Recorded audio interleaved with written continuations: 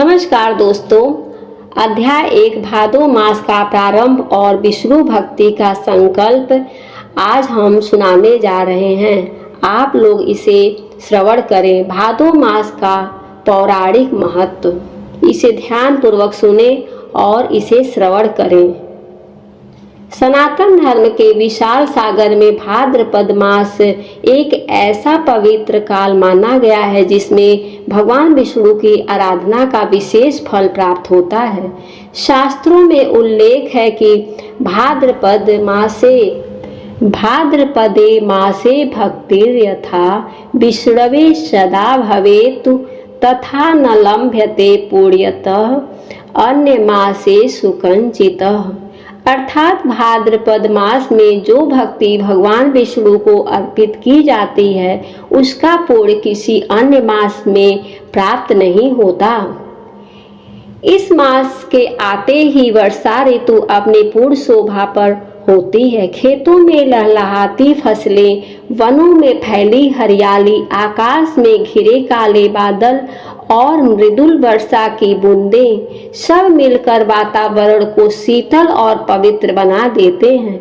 यह केवल प्रकृति का उत्सव नहीं बल्कि आत्मा की शुद्धि का समय भी होता है। कथा का आरंभ करते हैं। प्राचीन काल में अवंतीपुर नाम का एक समृद्ध और विशाल राज्य था। वहाँ के राजा महाराज शांतनु बड़े ही धर्मनिष्ठ, न्यायप्रिय और विष्णु भक्त थे। उनके राज्य में धन धान्य की कमी नहीं थी, प्रजा सुखी थी और हर घर में भक्ति की ज्योति जल रही थी। महाराज के दरबार में वेदाचार्य सोमदेव नाम के एक विद्वान पंडित रहते थे। वे वेद पुराण और उपनिषदों में बहुत ही प्रेम करते थे। एक दिन वे महाराज से बोले, हे राजन, भाद्रपद का पावन मास आ गया है। यह समय श्री हरिनारायण की आराधना, व्रत और कथा श्रवण का है।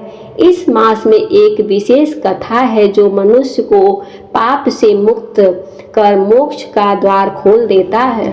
महाराज शांतनु ने हाथ जोड़कर कहा, हे आचार्य, कृपा करके यह कथा मुझे सुनाइए ताकि मैं इसे अपना राज्य भर में सुनवा सकूं। भगवान विष्णु का दिव्य संकेत। आचार्य ने कहा, आरंभ की, हे राजन, यह कथा स्वयं भगवान विष्णु के मुखारविंद से प्रकट हुई है। एक समय की बात है, वैकुंठ लोक में देव, ऋषि और गंधर्व सभी श्री हरि की स्तुति कर रहे थे। धरती से आने वाली करुणा पुकार ने श्री विष्णु को व्याकुल कर दिया। धरती माता ने आकर कहा, हे प्रभु, कलयुग में मनुष्य पाप, अधर्म और मोह में डूबते जा रहे हैं। उन्हें भक्ति और सद्मार्ग पर लाने का कोई उपाय दीजिए। भगवान विष्णु ने कहा, हे माँ, भाद्रपद मास में जो भी प्राणी मेरा नाम जपेगा, कथा सुनेगा, व्रत करेगा, वह सभी पापों से मुक्त होकर मोक्ष को प्राप्त हो जाएगा। अवंतीपुर से दूर एक छोटे से ग्राम में सुधाकर नाम का एक गरीब ब्राह्मण रहता था। जीवन कठिन था। रोज के अन्न की चिंता, फटे वस्त्र और जर्जर कुटिया, किंतु उसका हृदय श्री विष्णु की भक्ति से परिपूर्ण था।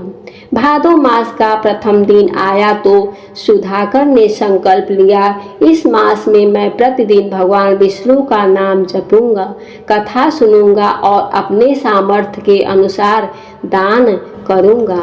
उसने नदी में स्नान कर पीपल के वृक्ष के नीचे तुलसी के पास दीप जलाया और ओम नमो भगवते वासुदेवाय नमः का जाप करने लगा।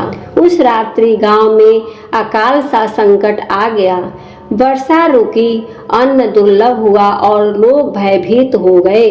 गांव के लोग बोले, सुधाकर, तेरा जप पाठ कुछ काम नहीं आ रहा है, भगवान कहाँ सुनते हैं।